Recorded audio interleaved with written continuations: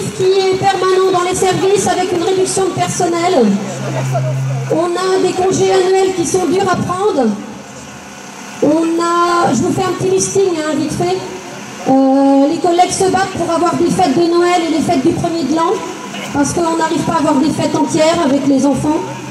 On a des personnes qui sont en congés parentaux, des personnes qui sont à temps partiel et qui n'ont pas pu avoir leurs droits.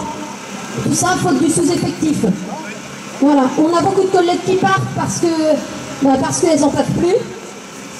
On a des collègues qui sont en arrêt maladie parce qu'elles sont cassées par le travail qui est usant, parce que dans les services, la charge de travail est énorme. Elle est énorme physiquement et psychologiquement. On a aussi un management qu'on ne voit pas ailleurs. On a des grosses pressions, on a beaucoup d'appels à domicile. On a des plannings qui sont très durs à effectuer pour nos cadres, parce qu'en fait,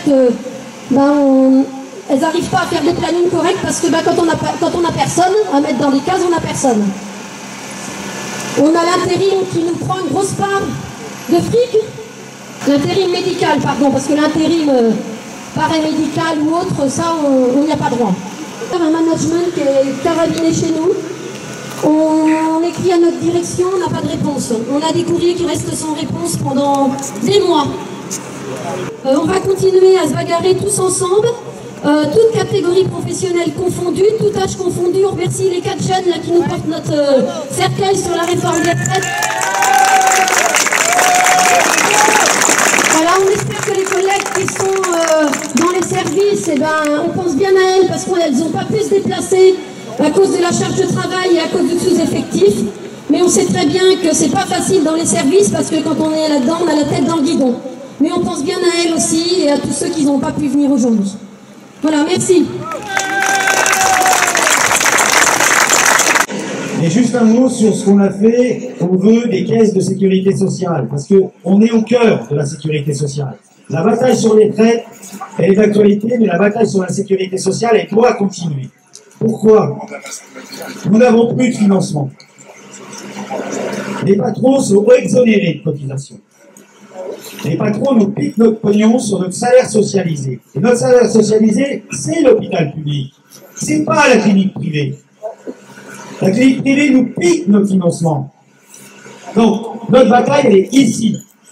Elle est sur nos retraites, notre sécurité sociale, notre assurance maladie, nos allocations familiales. On ne doit pas nous piquer notre pognon comme ils le font. Ce ne sont pas des charges. Ce qu'ils appellent charges, ce sont nos salaires socialisés qui payent l'hôpital public. Demain, si vous devez vous faire hospitaliser, parce que c'est plus tellement gratuit, il faut qu'on se le dise, mais ce serait pire. Ce serait des milliers d'euros qu'il faudrait débourser via les assurances privées pour se faire hospitaliser, pour se faire consulter. Donc il est là.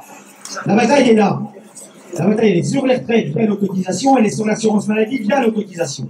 Donc la bataille, elle se gagnera sur les retraites, et en même temps, il faut se battre sur ce qui est de bien commun, c'est-à-dire l'hôpital public, la santé publique, et notre souhait d'être soigné, accompagné quand il le faut, bien vivre en retraite, pas vivre dignement, bien vivre en retraite.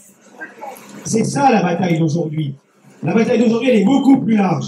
Donc, on continue, on lâche rien. Il y a 2 journées qui sont programmées la semaine prochaine. Jeudi soir à 18 h à Place Sérocourt et vendredi à 10 h Place Sérocourt pour faire plier ce gouvernement.